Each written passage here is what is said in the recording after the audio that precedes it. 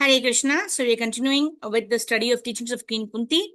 We're continuing from where we left off from chapter number 6 of teachings of Queen Kunti, wherein Prabhupada is explaining how the hand is part of the body and hence has to be utilized in the service of the body. So like that, we are all parts and parcels of the Supreme Personality of Godhead, Lord Shri Krishna.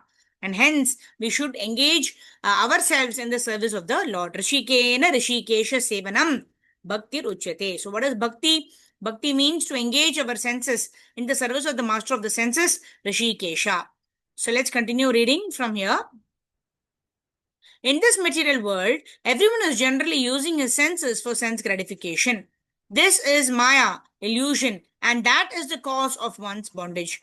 But when one comes to Krishna consciousness, when one becomes purified and understands that these senses are actually meant for satisfying Krishna, then he is a liberated person. Mukta Purushaha.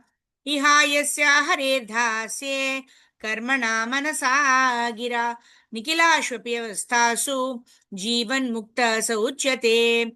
A person who acts in the service of Krishna with his body, mind, intelligence, and words is a liberated person, even within the material world.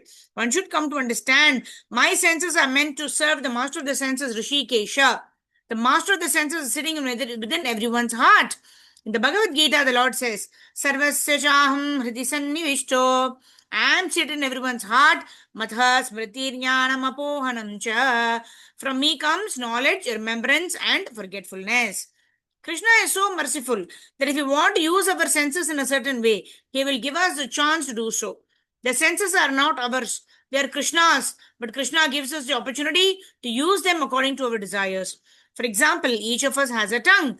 And suppose we want to eat stool, we may say, Krishna, I want to eat stool. And Krishna will say, yes, take this body of a hog and eat stool. The master is present, Krishna. He will give us an appropriate body and remind us, my dear living entity, you wanted to eat stool, now you have the proper body to do so. Similarly, if one wants to become a demigod, Krishna will give them a chance to do that also. There are 8.4 million species of life, and if one wants to engage one's senses in a particular type of body, Krishna will give the chance. Come on, here is the body you want, take it. But eventually, one will become exasperated by using one's senses. Ultimately, one will become senseless. Therefore, Krishna says, Sarvadharman parityaja mamekam sharanam vraja. Don't act like this. Your senses are meant for serving me. You're misusing your senses and are therefore being trapped in different types of bodies.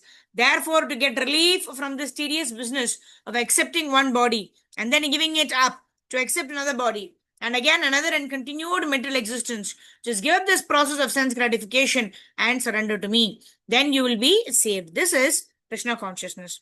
At the present moment, our senses are contaminated.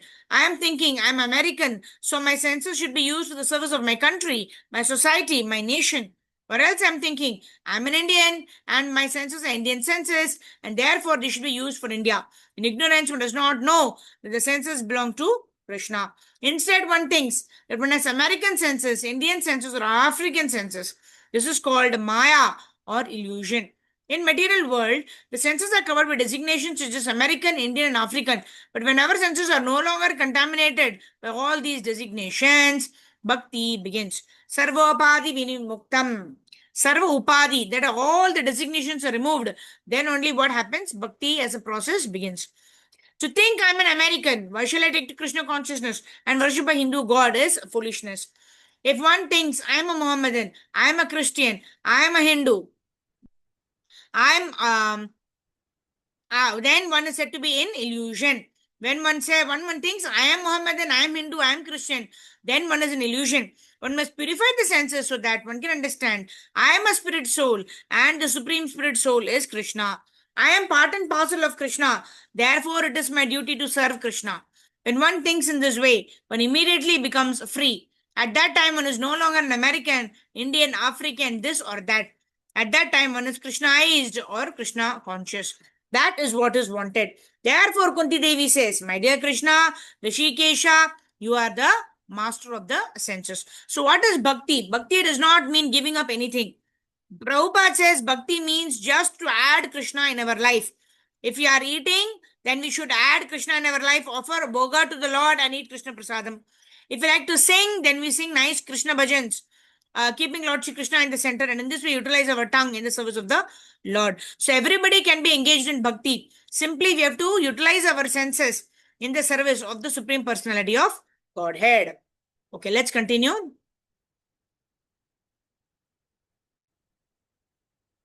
For sense gratification, we fall into this material condition and are suffering in different varieties of life.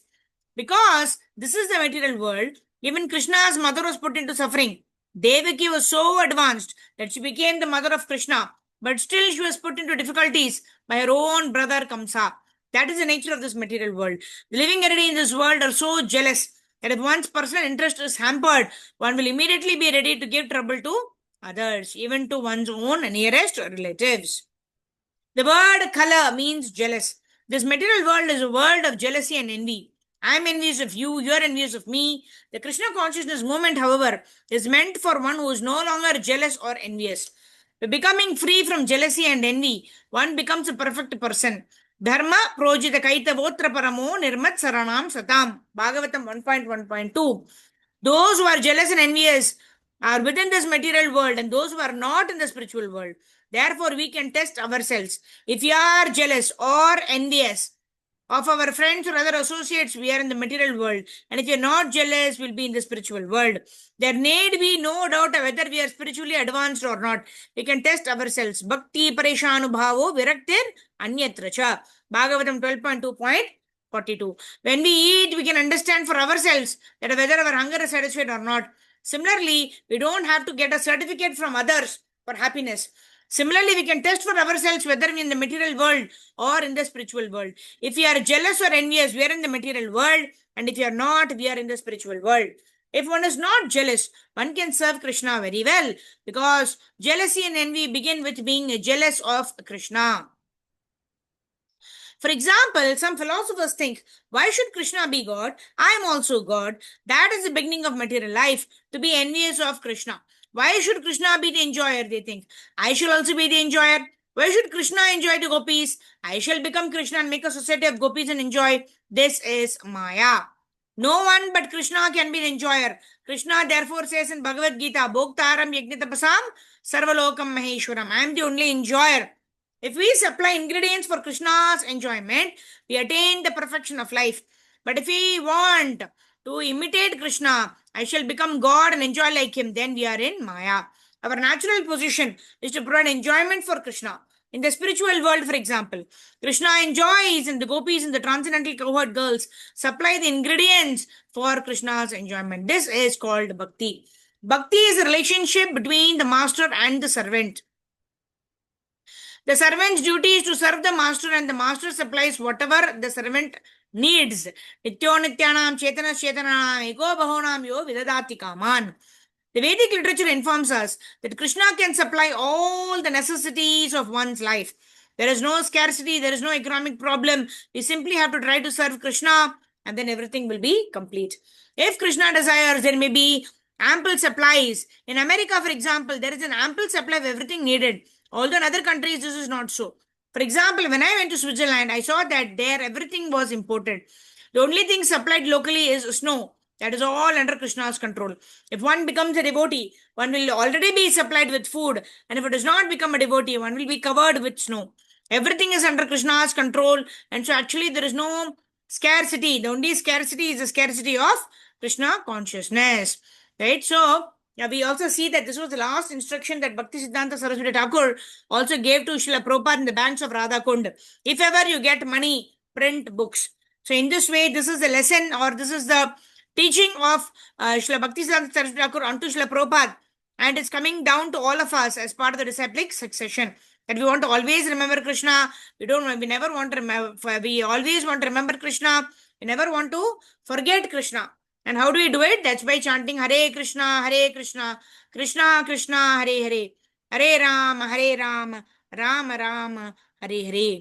Of course, the world is full of dangers. But Kunti Devi says, because Devaki is your devotee, you saved her from the distresses imposed upon her by her envious brother. As soon as Devaki's brother heard that his 8th child would kill him, he went immediately ready to kill Devaki. But Devaki's husband pacified him. It is the duty of a husband to protect his wife.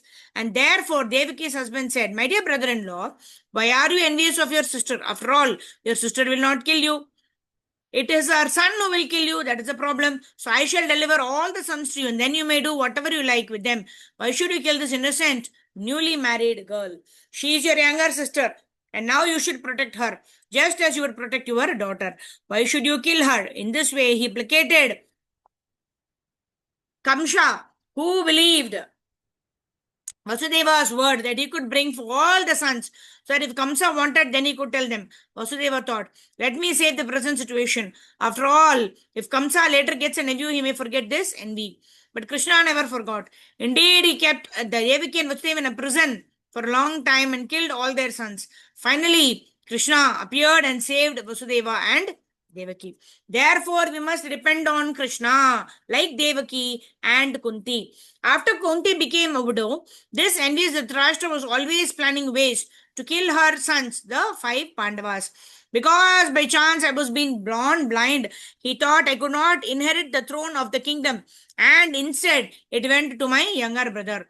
Now he is dead, so at least my sons could get the throne. This is the materialistic propensity. One thinks I shall be happy, my sons will be happy, my community will be happy, my nation will be happy. This is extended selfishness. No one is thinking of Krishna and how Krishna will be happy. Rather, everyone is thinking in terms of his own happiness. How shall I be happy? How will my children, my community, my society, and my nation be happy? Everywhere we shall find this. Everyone is struggling for existence, not thinking of how Krishna will be happy. Krishna consciousness is very sublime. We should try to understand it from Srimad Bhagavatam, Bhagavad Gita, and try to engage our senses in the service of the master of the senses.